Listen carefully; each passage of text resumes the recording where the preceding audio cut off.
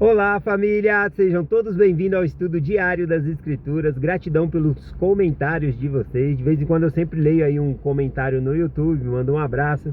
Hoje eu gostaria de compartilhar com vocês um comentário que foi feito no grupo do Lucas Guerreiro, tá bom? Que ele criou do Vem Segue-me.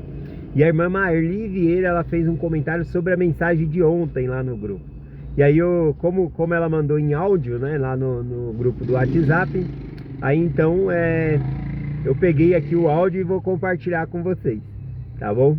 Então a mensagem de ontem falava sobre nós buscarmos a Deus também para ter o Senhor, não só por conta das bênçãos, né?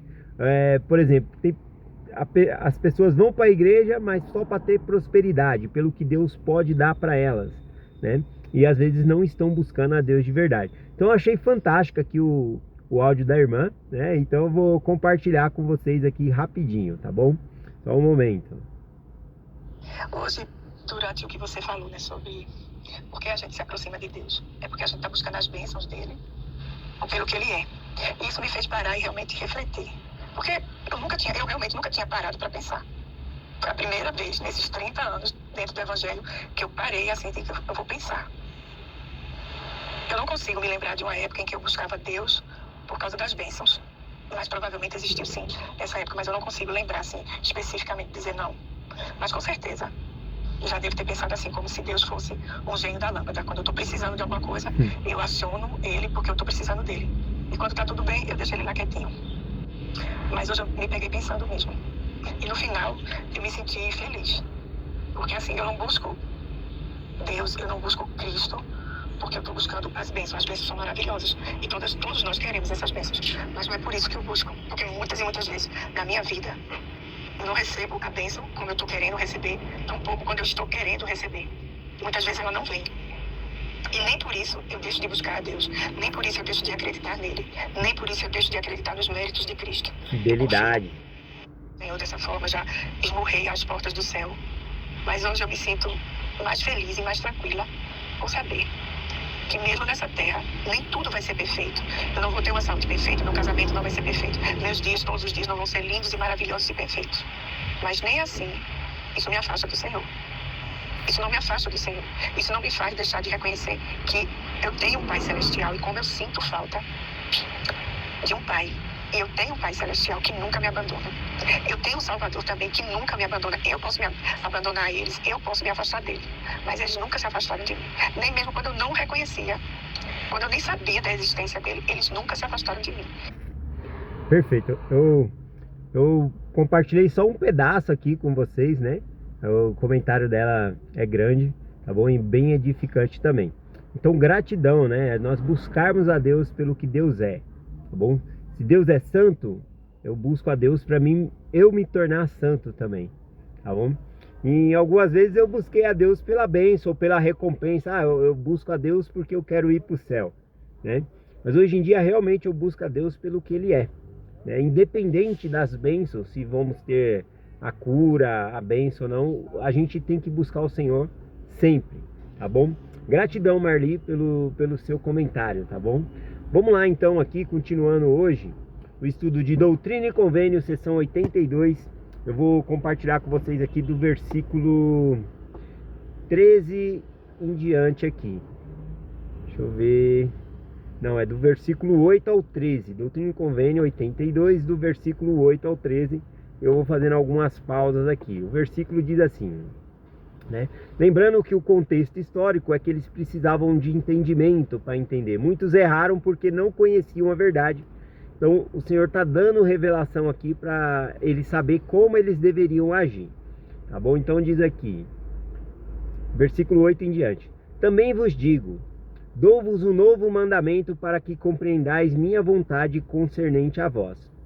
Ou em outras palavras, dou-vos instruções sobre como agirdes perante mim, a fim de que isso se transforme em vossa salvação.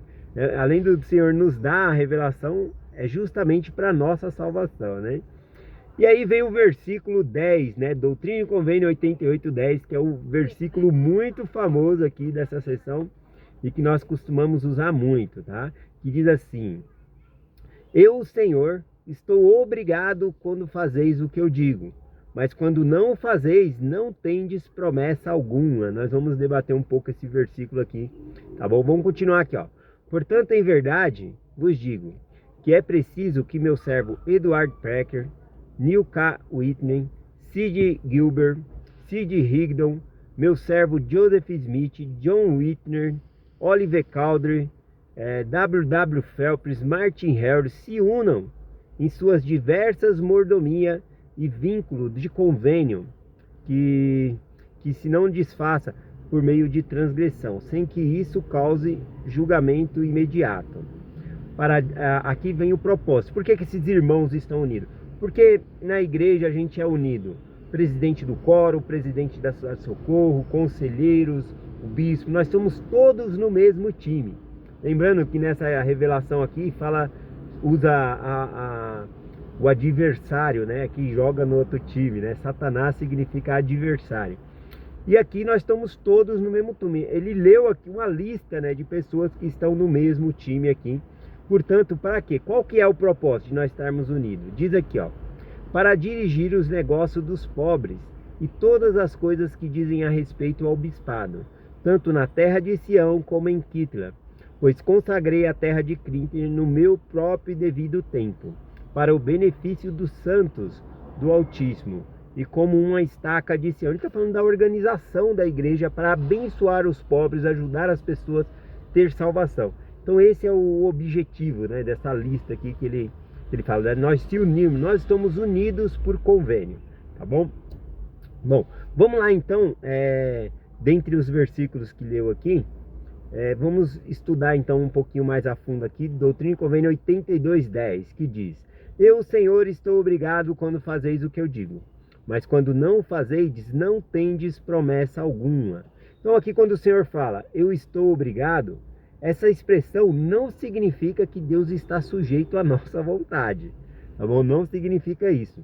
Aqui, pelo contrário, aqui mostra o compromisso do próprio Senhor em cumprir a vontade dele, em cumprir a promessa que ele fez, as bênçãos que ele está prometendo. Então, quando fala que o Senhor é obrigado, ele está obrigado consigo mesmo, tá bom? Vamos entender um pouquinho aqui o significado dessa palavra obrigado, tá bom? Eu peguei aqui, né, a origem dessa palavra obrigado, ela vem do latim, tá bom? E ela significa prender por obrigação, tá bom? A pessoa fica preso ali por obrigação. No caso aqui no uso, nós usamos obrigado, né? A gente tem o costume, né, no português, falar obrigado, obrigado.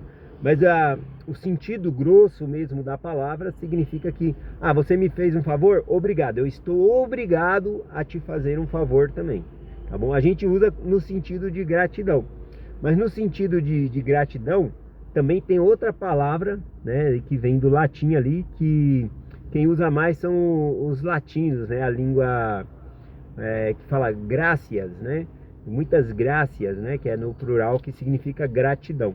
A gente usa nesse sentido, mas a palavra mesmo obrigado, ela vem também do latim, mas significa preso por uma obrigação, tá bom? A pessoa me fez um favor, muito obrigado, eu estou muito obrigado a te fazer um favor também, retribuir, né? É isso que significa a palavra obrigado, mas a gente usa como gratidão. Nesse caso, a palavra gracias, né, eu acho mais interessante, né, que é do espanhol, né? Muitos espanhol ele usa, né, essa palavra gracias, né, que significa então significa favor, agradeço, agradecimento por favores recebidos. Isso que significa a palavra graça, né, ou gracias, né, como nós colocamos aqui. Aqui então, quando o Senhor fala, eu, Senhor, estou obrigado, a obrigação do Senhor é com ele mesmo, porque ele não deixa de cumprir a palavra dele. É isso que significa, tá bom? Então Deus está obrigado consigo mesmo, tá bom? Para cumprir a palavra dele, porque ele não mente. Conforme a gente vê, por exemplo, lá em Tito, capítulo 1, versículo 2, diz assim, ó: suas promessas são seguras, desde que façamos nossa parte. Isso é importante, né? Então, o Deus, ele não quebra a promessa. O que ele faz, o que ele fala, vai se cumprir. Só que muitas das promessas que Deus faz é condicionado a algo que temos que fazer, seja bênção ou uma punição. Por exemplo, Jonas, ele foi pregar lá na cidade de Nínive e ele disse, né? Ele pregou 40 dias lá dizendo, arrependei-vos ou a cidade será destruída. E o Senhor tinha prometido que se eles não se arrependessem, a cidade seria destruída. E Jonas, né? Mesmo com essa oratória dele, né? Só falando isso, arrependei-vos ou serão destruídos. O povo todo se arrependeu. E aí Deus não destrói a cidade, né? E aí então Jonas até fica chateado lá por conta disso. Mas o ensinamento é claro. Se eles se arrependeram, a promessa de Deus foi cumprida. Porque já que eles se arrependeram, a cidade não foi destruída. Tá bom? E o mesmo acontece com as bênçãos. Se Deus prometeu, ele vai cumprir. Ele vai dar as bênçãos. Porém, se a bênção é condicional, ou seja, mediante a fidelidade, mediante a guardar os mandamentos, então é somente se guardarmos os mandamentos que nós vamos receber. Mas existe alguma bênção, né, de que mesmo que se a pessoa não guardar, vai receber? Existe a ressurreição. A ressurreição, todas as pessoas vão ressuscitar. É um dom gratuito, é uma bênção que Deus fez por nós, que Jesus Cristo ressuscitou, todas as pessoas vão ressuscitar. Quer tenham feito o bem ou o mal, todo mundo vai ressuscitar. Agora, é claro, o Senhor promete para aqueles que vivem o Evangelho e guardam os mandamentos de Deus, Ele vai dar uma ressurreição diferente. Como o apóstolo Paulo falou, né, que nem toda a carne é igual, e que vai haver a primeira ressurreição, né, e quem vai ter um corpo celestial, um corpo celestial, e assim vai, tá bom? Então as bênçãos também são diferentes, mas elas são condicionadas aos mandamentos aqui. Então o Tito está corretíssimo aqui, dizendo que as promessas do Senhor são seguras desde que façamos a nossa parte. Tito 1, versículo 2. Bom, finalizando aqui, né, uma da parte do versículo diz assim, ó, quando fazeis o que eu digo. Aqui então está mostrando a condição da palavra. A promessa de Deus, ela não é automática, né? Ela exige então a obediência e a nossa fidelidade, tá bom? E aí há exemplos que eu coloquei aqui de fidelidade, de obediência, né? É guardar os convênios, servir ao próximo, ter fé em Jesus Cristo, arrepender-se, ir ao templo, tá bom? Todas essas são bênçãos. Se nós fazemos essas coisas, nós podemos com segurança esperar a bênção do Senhor, porque Ele vai cumprir. Também foi falado no versículo, né? Quando não os fazeis, não tendes promessa alguma. Ou seja, esse trecho aqui, ele é direto e ele é sério, no sentido que a desobediência, ela cancela a bênção que a pessoa vai receber. Seja uma bênção de cura, prosperidade, paz, né? Orientação, proteção, a gente fica sem essas bênçãos, né?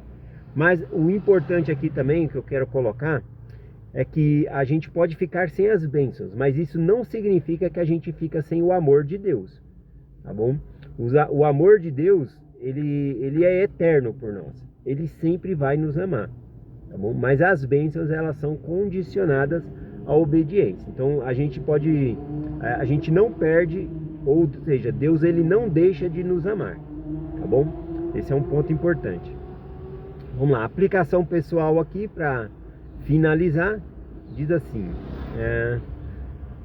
eu posso me perguntar, a aplicação pessoal é o seguinte: se essas bênçãos não estão se cumprindo em minha vida, talvez seja a hora de eu avaliar a minha obediência, porque as bênçãos também estão vinculadas à obediência, tá bom? O resumo aqui, então, finalizando a mensagem, diz: eu, Senhor, estou obrigado, ou seja, Deus cumpre as suas promessas, tá bom? Que Ele é fiel. Quando diz, quando fazeis o que eu digo, isso aqui é uma condição. Eu também tenho que fazer a minha parte para receber essas bênçãos, ou seja, precisamos ser obedientes. E aí ele fala, não tendes promessa alguma, ou seja, sem obediência, né, as bênçãos, elas não se cumprem na nossa vida, né? É isso que eu gostaria de compartilhar hoje com vocês. Gratidão por todos os dias, tá bom? Vocês estarem aqui e estudarmos juntos. Gratidão Marli Vieira, né? Que também fez o comentário aí que eu coloquei no começo da mensagem. Gratidão a todos. E vocês já repararam isso, né? Há tempos que eu estudei essa mensagem eu sempre falo gratidão. Depois eu já não consigo mais, depois de ter estudado isso aqui, eu já não consigo mais falar obrigado, né? Quando sai é sem querer, mas eu gosto muito da palavra gratidão, né? A gente não fala espanhol, né? Para ficar falando graças, né? Mas a palavra gratidão eu gosto de usar, porque esse é o sentido mesmo quando eu quero agradecer as pessoas. E não que eu estou obrigado ou que eu vou retribuir porque a pessoa me fez. Não é uma troca, né? Então nós somos gratos, nós fazemos e às vezes não esperamos nada em troca, tá bom? Gratidão a todos e deixamos essa mensagem em nome de Jesus Cristo. Amém. Até amanhã.